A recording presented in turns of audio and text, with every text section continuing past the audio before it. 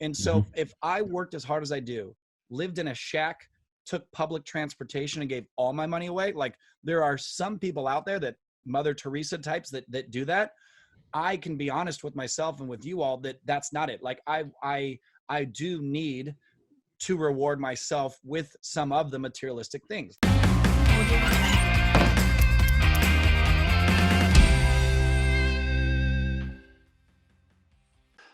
Hello, everybody. This is Jake Stenziano, host of Wheelbarrow Properties Podcast, here with my co-host, the multifamily mentor, the coach, the chef, the father of six, the best-selling author, the G-Daddy, Gino Barbaro. Gino, how's it going? Mr. Stenziano, I'm doing freaking great today, bro. How are you doing?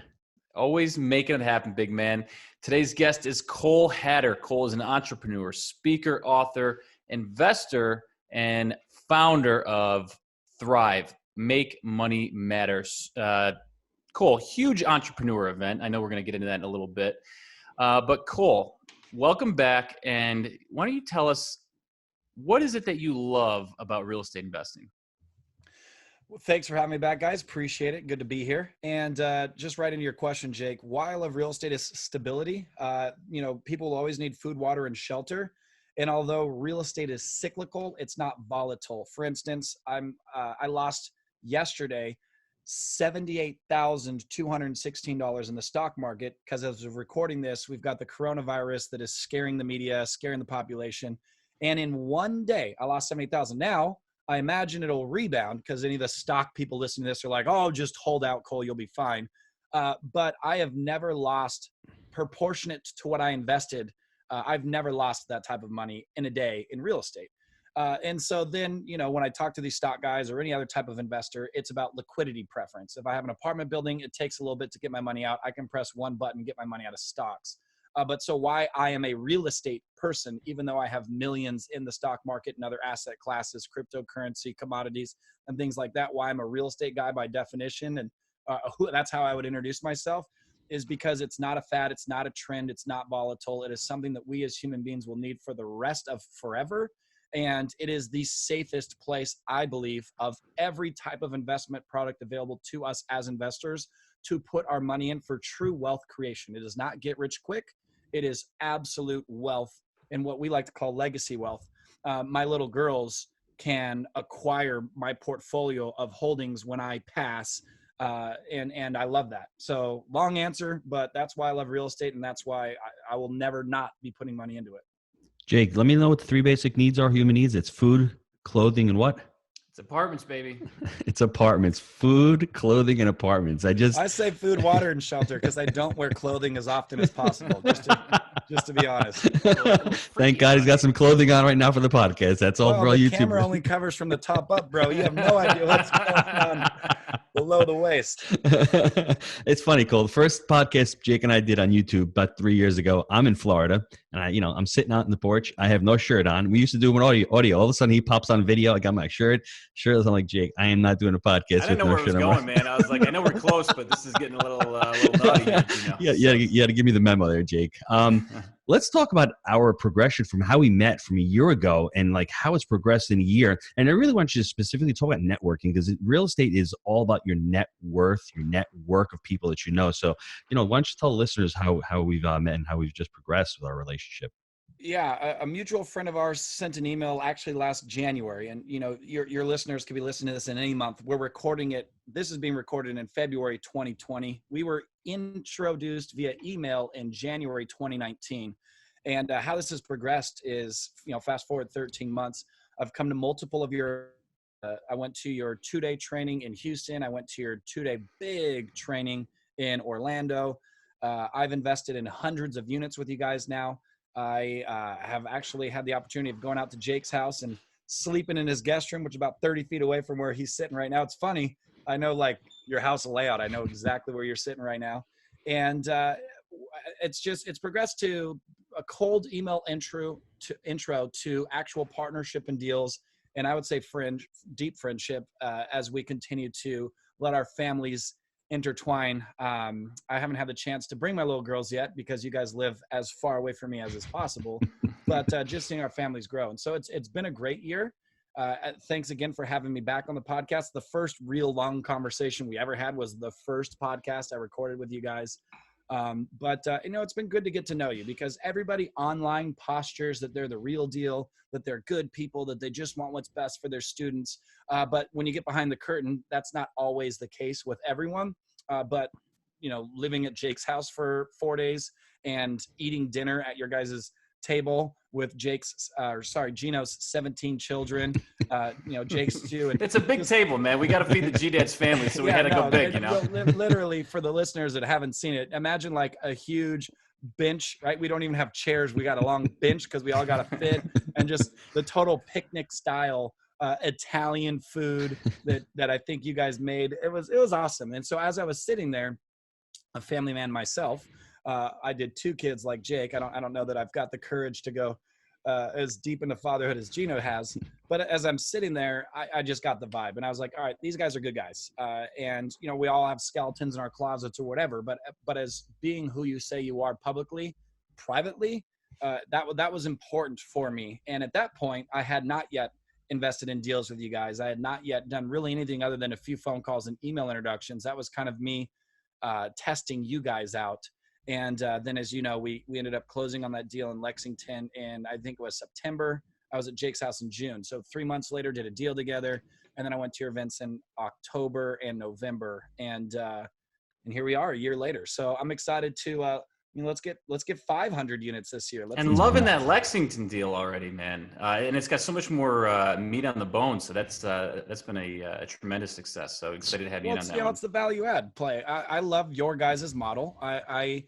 I talk about it because why I invested with you is it's my model too. But buying those C pluses and B neighborhoods that can be brought to B, I think is awesome. And as I talk to other people who are incredibly wealthy through multifamily, 95% of them agree with that strategy. There are only a few that we don't need to name that are only interested in buying that A-class, highest, $3,000 per unit a month in rent, that I have concerns because A, there's no more upside. It's maxed out. And B, as we are potentially getting ready for a correction or a recession, regardless if Trump is reelected or replaced, we've been up for way too long to continue to stay up.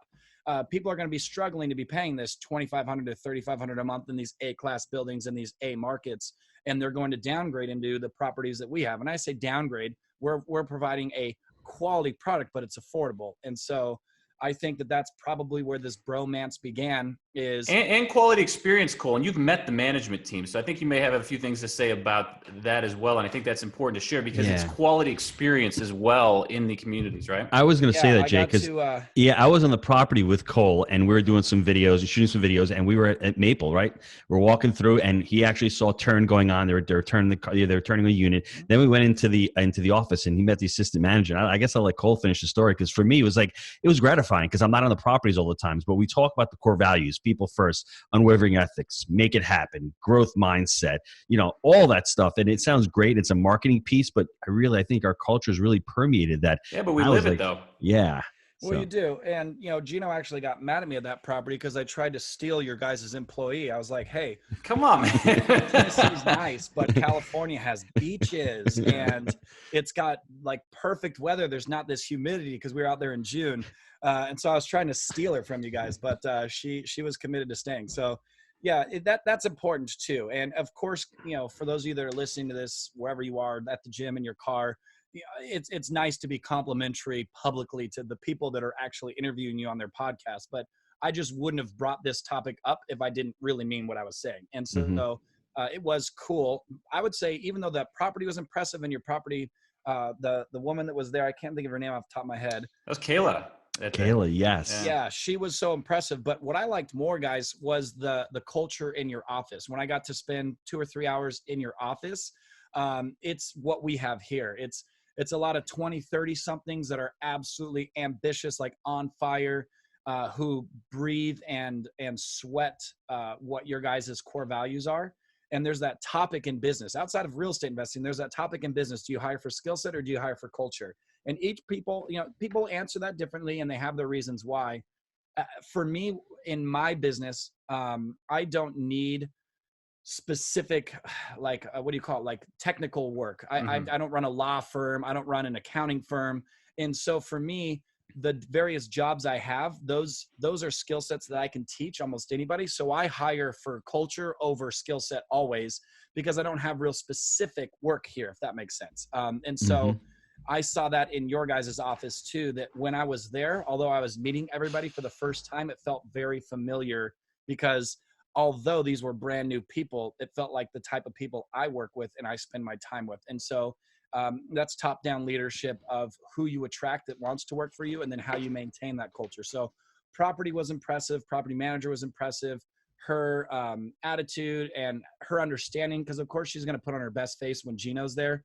But the various questions I asked her, her immediate like understanding of it, that was all impressive. But I think what really pushed me over the edge was just going to your office and meeting your staff and spending a few hours of them there. Because for the listeners, I'm not about to go put money in a deal with Jake and Gino without looking under all of the, behind all the curtains and under all the beds and mattresses, and go into their office, because Jake and Gino are vertically integrated, of seeing who are the people that are actually going to be managing my money. It was awesome to get to meet your guys' crew too. So let me reiterate that, everybody. If you're going to put money into somebody's deal, A, they need to have some skin in the game. And Jake and I, we invest in all our deals.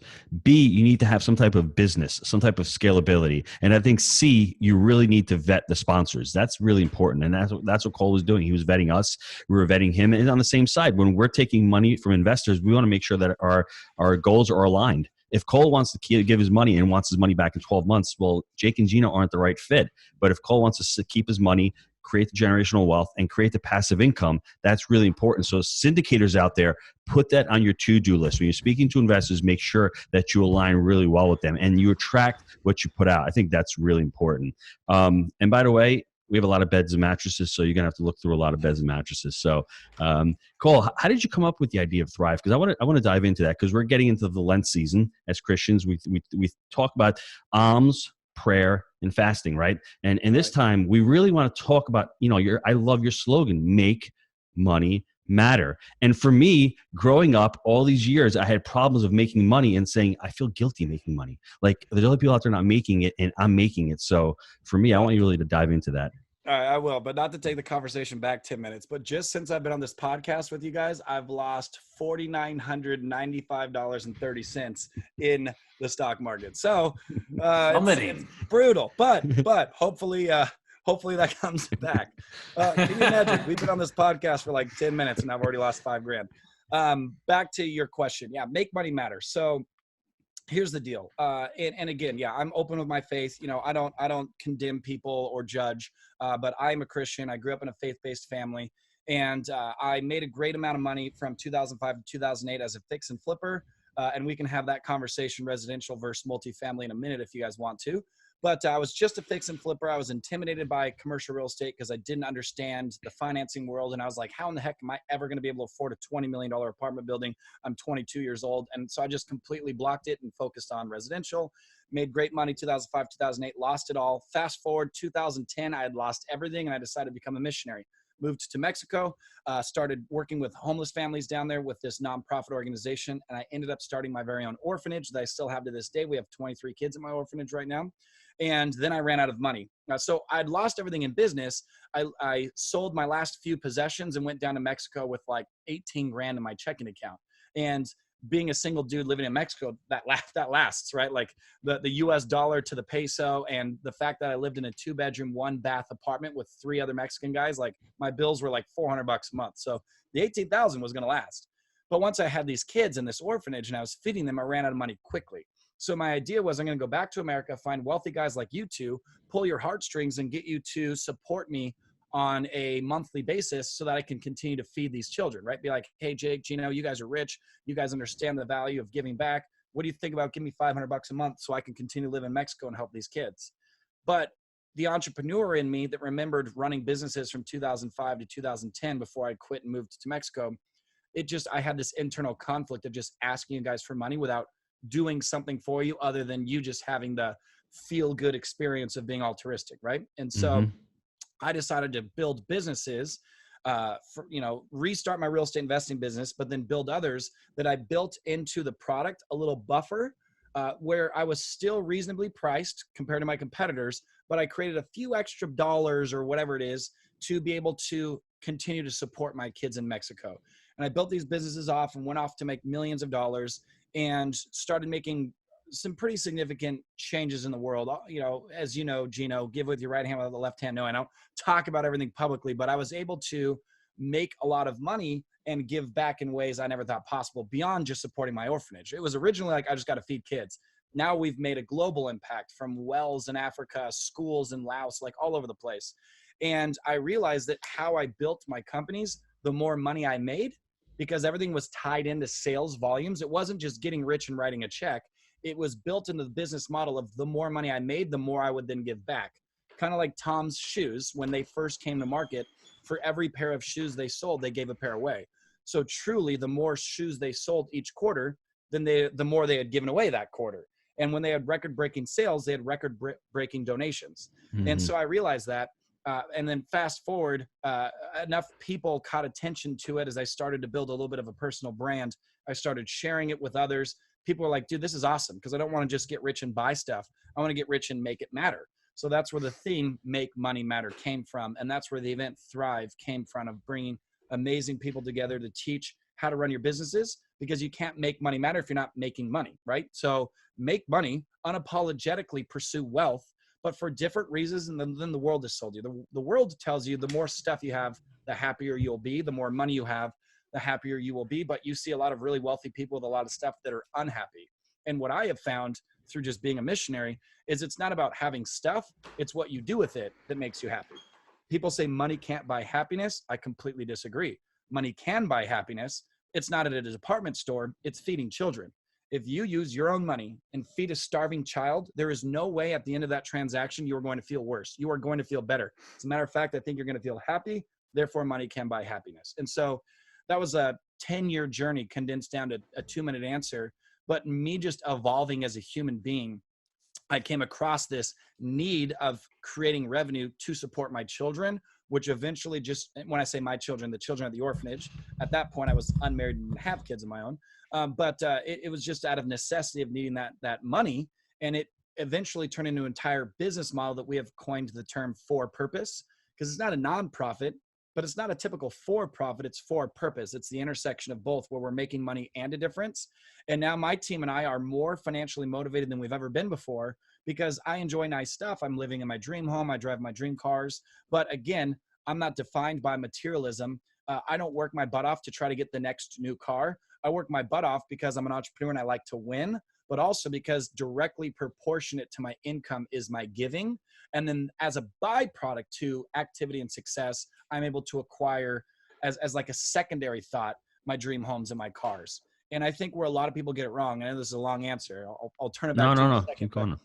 I think where a lot of people get it wrong is they sell the success as the destination. Like, hey, you guys will be happy if you build a business and it works and you buy that dream home and those dream cars, you have arrived. Get the watch, get the car, get the watch, get the car. You know, it's constant, right? Yeah. And that's where I think a lot of people are so unhappy is they're like, wait, I was told that if I got here, I had arrived. Everything on my vision board now exists, but I'm not any more fulfilled. And I think that where we've gotten it right with our Thrive Tribe is we don't say that that's the destination. That's the starting point. Now that you're stable, now that you're creating wealth, and now that you have cash flow, you haven't arrived. You don't just chill now. Now you can begin to do the work in your career and life that matters. And again, although I'm sitting in my dream home and have my dream cars at my funeral, I don't think anyone's going to talk about my home or my cars. They're going to talk about the meaningful impact I made in their lives with the time and resources I had available. And, you know, regardless, again, the three of us share a faith and we believe in God and we believe that when we die, there will be more. But even for people that believe that when you die, you just go into the ground and that's the end of it. Awesome. Like, you know, we can have a conversation about what happens after death. But one thing we can all agree on is death happens. And at that funeral for all of us, the only thing people are going to care about with the time you had is what you did with it to impact others beyond yourself. And so I say, hey, get unapologetically wealthy, because if you're not an a-hole about it and you can use your wealth and resources to make an impact, then go for it, right? Go nuts. Something you said, and you said it twice, hit me in the gut. And we just got to feed kids. And I don't know if you can elaborate on that anymore, because we have a little story about that as well. Is there anything specific to that, why you started just feeding kids? Yeah. So I'm passionate. A little bit of a deeper answer. I'm passionate about what I would call human rights, not social rights. I'm passionate about those too, right? Like equal rights and all that, but actual human rights. Like I believe human beings have a right to be free and not be slaves. And although in America, we've had a huge push towards ending slavery and all of that, you guys know that Emancipation Proclamation, the whole history here in the U.S. But what's sad is there are more human slaves in the U.S. and globally than ever before in human history, because of human trafficking, specifically the sex trade, right? So I believe that it is a human right, outside of civil rights for skin and gender, human right to have freedom. So a huge part of what we fight for is making an impact to try to end human trafficking as best we can. I believe it is a human right to have education.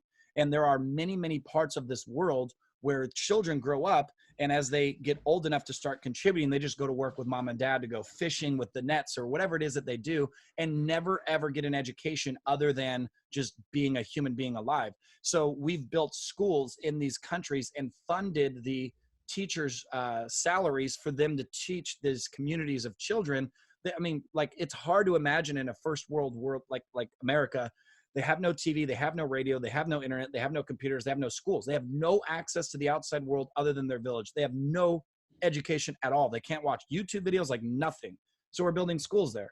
I'm also passionate about one of the number one reason children under the age of 5 in Africa die is they don't have access to clean water. And it breaks my heart. I'm not going to get emotional on this thing, that my toilet water in America is cleaner than any water most people in third world countries will ever see. And so I believe people should have access to clean water. So we've built 100 wells, over 100 wells in Africa. So there are various topics. And then to finally come around to your question, Jake, I believe people should have access to food. I believe that people should not be hungry. And so especially children, right? We all have a soft spot for children. And so we have a ton of partnerships, and even locally, where we do things to help keep kids fed. With various nonprofits out. My buddy Tommy with his pool company, Become For Purpose, he feeds 1,200 kids a day, every day in Houston. And so even here in America, there are low income parts of the world where I think a lot of people look globally, myself included. I do a lot of work in Southeast Asia with human trafficking, do a lot of work in Africa. But even here in America, there are incredibly low income families that can't feed their children. And the food stamps run out the 23rd of the month, and they've got that last week where, and I have friends, just so you know, I won't use his name because he hasn't given me permission, but what he used to do as a child is he would take seasoning, like one of those seasoning, Lowry salt, whatever it is, and he would put it on his palm. He would close his eyes, drink water, and lick his palm and pretend he was eating food. This is right here in Southern California. So we do a lot of work here in America as well to help those families eat. And so again, I'm a huge fan of civil rights, but for me personally, I'm doing the work that I can do in the human rights of having access to food, if that makes sense. Now, the reason I bring it up is because literally a few years back, we started our Rand Cares, company, and we started every year we've added on to it and expanded. And it's just a baseline, I think, because as we get older, we have more opportunities to us. But when you're a kid and you can't eat, I think I was in, very similar spot to you when we started this years ago. That just kills me because it's a roll of the dice. You can't pick who your parents are, and you have no control over it. So I think for myself personally, getting food to kids that don't have it, that's where we started. And that's why we really started with food drives. Every Thanksgiving, we put a ton of effort behind that, because that's the thing that just, look, when we grow up, if you become an asshole, that's one thing. But I mean, the kids don't have a choice. And feeding kids is something that we're extremely passionate about. So that kind of struck me when you brought it up. And I guess it's just something we haven't really, dove into a lot together. But hey, maybe there's another collaboration there down the road. So. Yeah, absolutely happy to have those conversations. And you guys are creating a massive real estate portfolio. You are changing your students' lives. And, very long from now, at both your funerals, 100+ years from now, let's just say, right? I'm sure your students with tears rolling down their cheeks will talk about how you changed their lives through the financial literacy you empowered them with, how you helped them acquire real estate, which offset bills and created legacy wealth and all that stuff. I'm sure that a large part of your guys' funerals will be students that are just heartfelt appreciation for the education you gave them. but there will be a line wrapped around the building with the people who you impacted because you fed them, because you chose to create some type of an impact in their lives. And for me, I've said this 100 times, but I want people to fight over the microphone. Like, I want my funeral to last an entire weekend and people to be fighting over the microphone to just get a chance to say what Cole did for me that the world didn't know. Because part of not being an a-hole, Jake, is not sharing it with everybody. I talk high level about how my businesses are for a purpose, but I'm not going to talk about the individual family that my wife and I funded their Christmas for because they didn't even have enough money to get a tree, that no one in the world, not even their children, are going to know that happened, so that they being the parents, could still give their kids an incredible Christmas because they were in financial, a tough time. Like, we're not talking about those things. But that's what gets me fired up. And so I think for a lot of people, they look at guys like Bill Gates who are trying to end malaria and say, well, someday when I'm that rich, I would do that too. But what a lot of people don't realize is, at even the micro level, maybe you don't end malaria, but maybe you can give $500 to a friend who can then at least afford to buy their kids presents or whatever it is. And nobody needs to know that stuff. That's between you, that family, and God. But if you continue to do those, my wife calls it deposits into heaven, without making this a religious conversation, because not everyone may believe in heaven, but she calls it deposits into heaven, that nobody knows what we're doing other than the family and God. But someday, at some point, it will be recognized. And that's not necessarily the motivation of why we do it, but those will be the stories that I'm for certain most proud of. So I want everyone to get up where they're listening from, go to their vision board, take all the crap off the vision board, and I want them to write these words: profit is the fuel, it's not the destination. Mm-hmm. So just think about that and let that resonate, let that sink in with you. We all want to make a ton of profit, right? But that's not where we want to ultimately end up. We want it to be able to fund our lifestyles, and we want to be able to fund other people's lifestyles and other things that'll make us ultimately successful. So just think about that for a second, everybody. Profit is the fuel. It's not the destination. So let me flip the conversation 180 degrees though. If you work your ass off and give all your money away, you lose motivation. And so there are few people that are 100% solely fueled by impact. And so if I worked as hard as I do, lived in a shack, took public transportation, and gave all my money away, like, there are some people out there, that Mother Teresa types, that do that. I can be honest with myself and with you all that that's not it. Like, I do need to reward myself with some of the materialistic things, like the cars, the house, whatever it is. And so you need to find that balance, whatever it is for yourself. But proportionately, I give more than I take. And, without getting too deep into this, like, it is what it is. But don't feel guilty if part of that vision board has the dream wakeboard boat or the dream Mercedes Benz or whatever it is too, because I'll be completely transparent. The things that I'm most proud of, the things that get me emotional, and the things that I want to define my legacy are giving back. But I, at the end of a stressful week, need to go hop in my R8 and go 172 miles an hour on the toll road, hypothetically, right? Because those types of thrills also motivate me on the really crappy days. Like losing almost 80 grand in the stock market yesterday wasn't fun.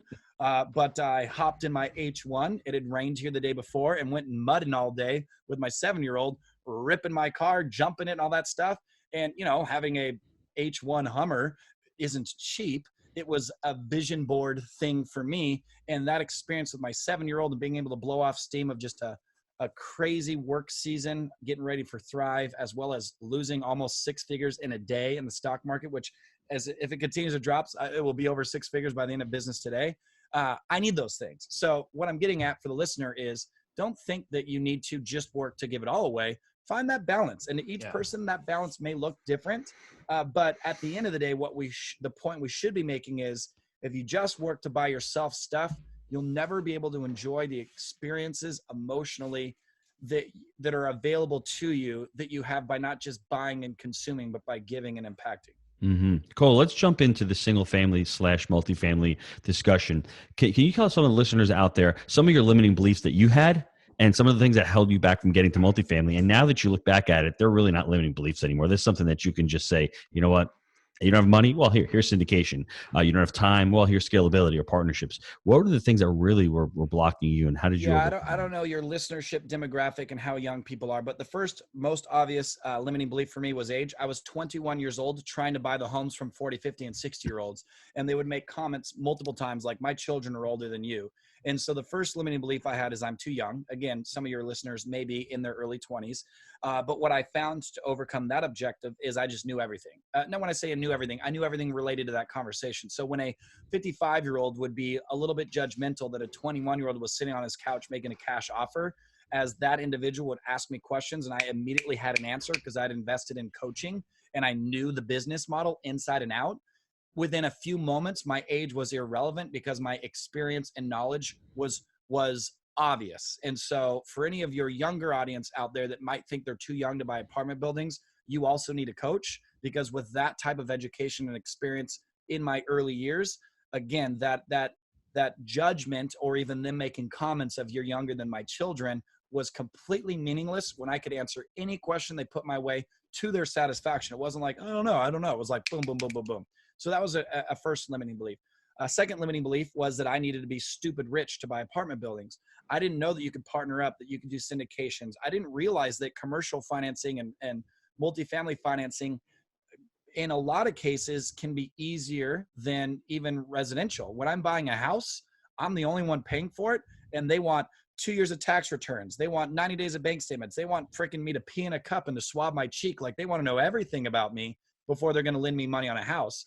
But when it comes to apartment buildings, it's more about the metrics of the deal. You know, they want a debt coverage service ratio. They want to see my net operating income. They want to, obviously I'm still a part of that consideration, but residential. It's the deal versus the person a lot of times. That's the easiest way to say it. Yeah. I am the only consideration in residential. I am just one of a dozen considerations in multifamily. And what really blew my mind, once I got coaching from you guys and understood the multifamily world better, was that if it's done correctly with the right deal, I can have an easier time raising millions to buy a 50 unit, 80 unit apartment building. Or if I'm a big boy like you, 243 unit apartment building like you guys got in Louisville last year, it can be potentially easier to pick that up than even qualify for my own home. I'm in the process of refinancing my house right now. The loan should fund on Friday. Holy crap. I started this in December because I want to take advantage of today's interest rates.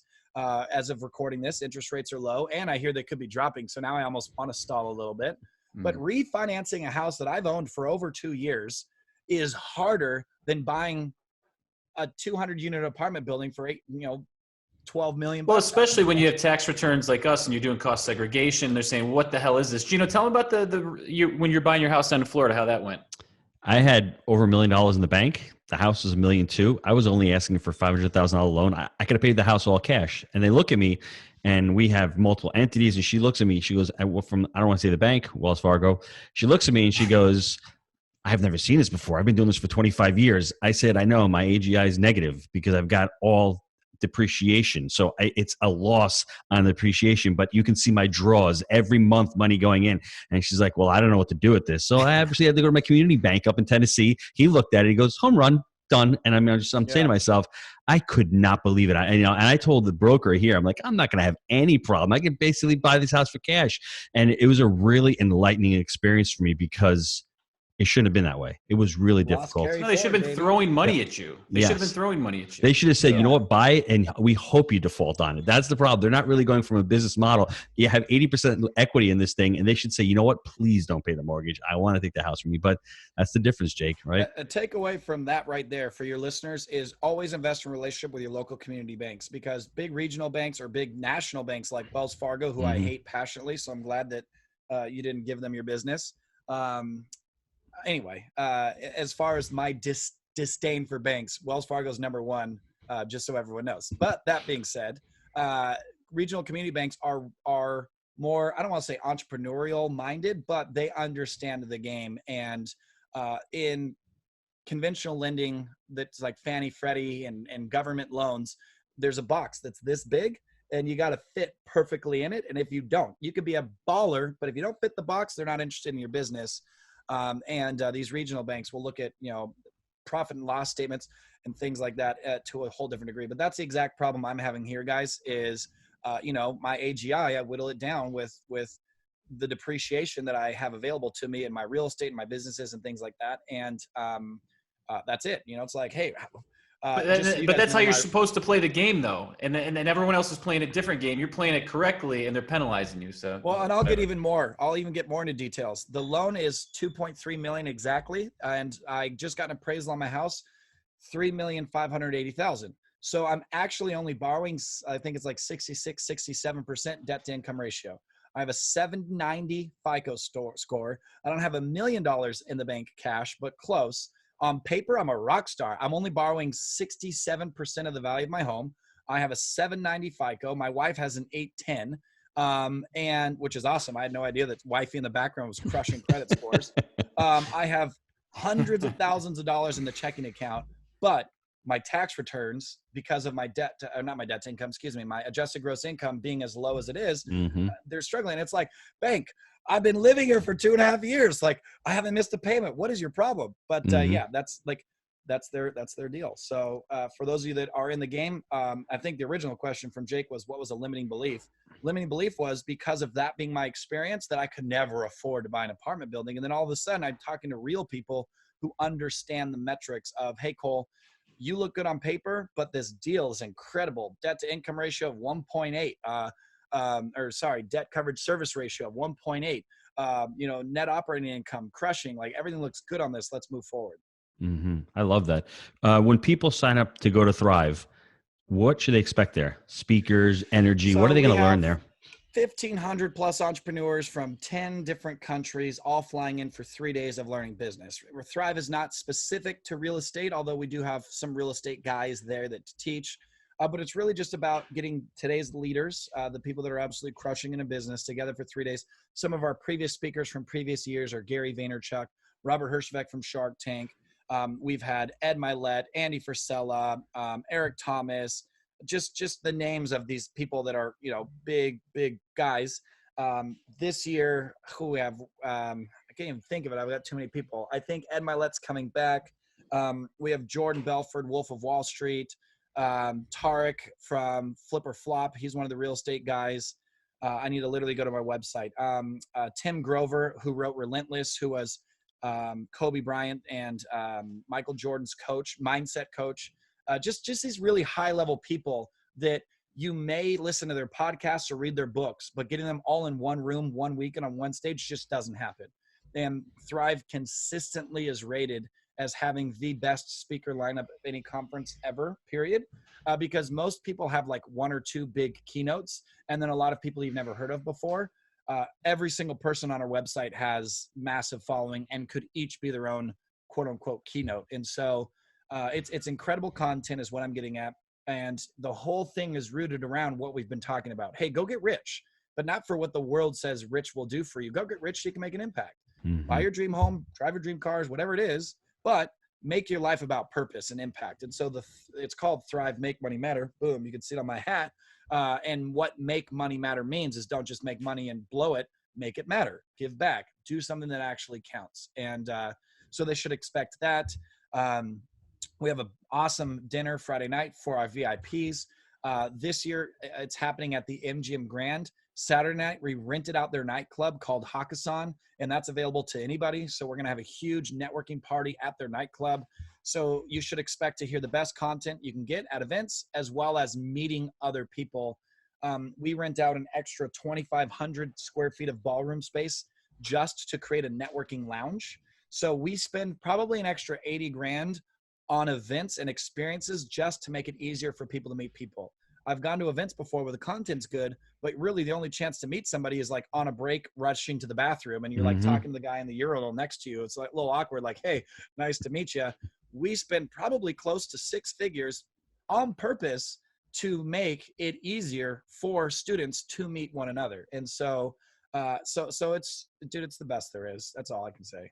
So last long answer before I get to short answer. The first thing you've already answered. I want to ask you, how do you become an entrepreneur? What's the first step into becoming an entrepreneur? The first thing is to sign up to go to Thrive and work on your networking. That's the first step. I mean, really, I I wish I had this event. I'm being completely honest, completely transparent. I wish we had something like this 20 years ago. It would have transformed my life. I'd have probably 30 restaurants right now. I'd be the Papa Gino's, not the Papa John's. But Ooh. I wish I had that. So, not to interrupt you, but I do want to talk to you. I'm buying a franchise right now. It's not a restaurant, but it's an acai bowl thing. And so just, I don't know, maybe I'll run the metrics. I got a pro forma. I'm going to close on it in March, and I think I want to buy 10 of them. So you got someone to take a look at it. Yes. But you're the restaurant guy, dude. No specialized labor. I don't need chefs. Or that's what I'm saying. Yes, that's the beautiful thing, because you can actually systemize. You don't need Gino making ossobuco back there and making duck à l'orange. Specialized labor, bro. It's an acai. It's like basically an ice cream, if you will, place. But instead of it being ice cream scoops and like M&Ms on top, it is acai scoops with granola and blueberries on top. But like no specialized labor. So Sonny, I want to show it to you. You guys might even be interested. They just got the green light to franchise. They have 28 corporate stores in-house, but now they're going national. So you guys might even want to pick a couple up. Not that has anything to do with the podcast, but they always say it's not what you know, it's who you know. These are the types of conversations that you're catching in real time, audience, right now, that maybe Jake and Gino pass. Maybe those guys pick up a half dozen. But dude, the 28 stores, each store averaged 400 grand in revenue last year at a 28% net margin to the owner. So they're pretty juicy. And I think I'm gonna pick up 10 this year. That is awesome. So I don't know. I forgot what the question was. The question was the entrepreneur. How do you become an entrepreneur? You go to Thrive. First thing, you really surround yourself with like-minded people. Education times action equals results. Those are the things you need to focus on. What else would you tell the listeners? Yeah. So you need a mentor, 100%. And I don't sell mentorship. So this is just unbiased. I'm lazy, guys. I think I'm just lazy. I had to buy stuff for my house yesterday, and I went to a Home Depot, which I try to avoid as best as I could. I would be lost in that store for an hour. Do you know what I did? Grabbed a guy that looked like he was 18 and said, bro, I'm in a huge rush. Are you busy, or can you just help me? I showed him my list of things I needed. I was in and out of there in 7 minutes. And so he coached me through how to navigate Home Depot. I believe in coaching, like as much as I believe in anything out there, because it expedites the process for your results. And unfortunately, the world of coaching has become a bit tainted because there are people out there that are coaching on subjects they hardly know and they just want your money. I understand all that, but that's up to you as a consumer to do your due diligence. To find guys like Jake and Gino who have history of creating results for students in addition to actually practicing what they're preaching. So I would say if you want to be an entrepreneur, going to live events like Thrive, humble brag plug, are important. Another thing that's important to know about Thrive is there's nothing for sale. We don't pitch anything. One of the only in the world left. And you need a coach because I could have, let's stick with the Home Depot analogy. I could have on my own gotten everything on my list. I would have walked around in circles. I'm sure I would have been in the aisle I needed and then walked away and came back. But within 7 minutes, I was in and out of like 15 items. And if you want to create success in business, whether it's buying apartment buildings or just in anything, I don't want to figure it out. I want to call you, Gino, and be like, hey, I'm considering buying this franchise. It's not a restaurant like yours was with Italian food, but it is still a restaurant. Will you look at it with me? And I am going to do that call, by the way, Gino. And now you get to coach me through this acquisition from someone who's owned restaurants on what I should be looking for and maybe the things that aren't obvious that I should ask. I could buy this first location and lose my ass on it, and now I know what I should or shouldn't have done. Or I can go to someone like you who's owned restaurants and have you coach me through the process. So maybe it's laziness. I don't know what it would be, but I just would rather someone tell me exactly the right way to do things than figure it out on my own. So life's short. You want to shorten your learning curve. And guys, we're running a little long here. Cole, where is the best place to get Thrive tickets? Is there a website? Where's the best place to pick them up? Yeah, attendthrive.com. And you guys have a promo code. I don't remember what it is. Is it NG something? Shoot, I don't remember what it was. Gino, what's the promo code, man? We're running, you leave us without our team here. We have no idea what's going on. I'll just make sure. JNG for Jake in Gino. We'll just say that right there. All right, let's make it JAG. Duh, Jake and Gino. So because I was thinking of the and Jag. Sign. So we're going Jag on this one. Jag, yeah. So I don't know that it exists, but by the time this podcast goes live, it will. So go to attendthrive.com, grab your ticket, and at the checkout in the promo code, put J like Jake, A like and, G like Gino, and you'll save. And I will make sure that gets put on today. So JAG to save, and boom, there you go. And shorten your learning curve, right? Yeah, Shorten totally. the learning Come curve. out there. Yeah. And then what's also cool about the speakers at Thrive is they make themselves available. So you can always do some questions with those guys on the breaks and stuff too. Gino, anything else before we sign off today? Just real quick about the restaurant thing. I wish I had Real this quick, 20. I wish I understood this 20 years ago. The labor's great. You want the experience. You want the franchise to make sure that there's a customer experience to it. It's almost like property management, right? You want the person to come in there and really identify with the brand, enjoy the brand, and not make it rocket science. You don't have to make puttanesca or vodka sauce. It's real simple. Make it keep it real simple.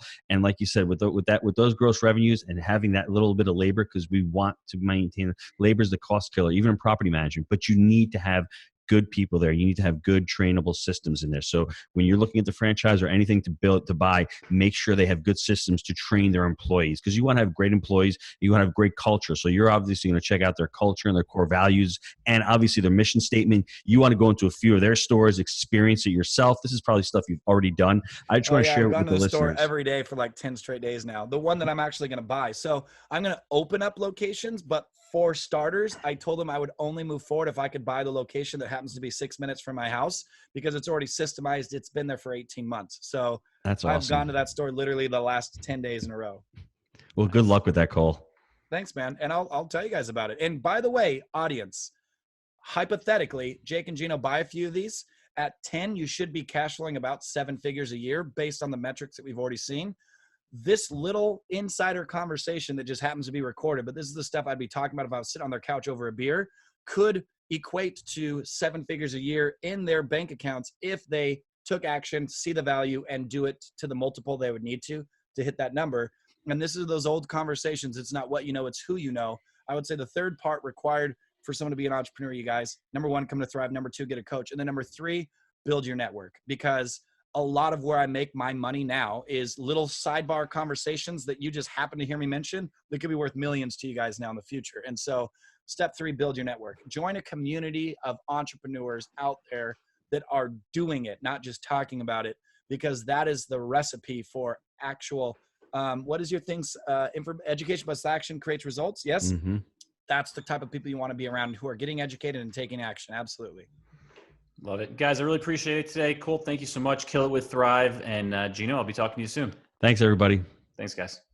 Gino and I are super excited to tell you about the audiobook version of The Honeybee, which was recently released. The Honeybee tells the story of Noah, a disappointed, disaffected salesman who feels like his life is going nowhere until the day he has a chance encounter with a man named Tom Barnum, the beekeeper. In his charming, down-home way, Tom, the bee man, teaches Noah and his wife Emma how to grow their personal wealth using the lessons he learned from his beekeeping passion. In the audio version, Gino and I sat down for an exclusive interview after each chapter, where we elaborate on the stings we felt throughout the business, the importance of scaling up, and how we've been able to create multiple streams of revenue. For more information and to get your copy of the audiobook, visit jakeandgino.com/honeybee.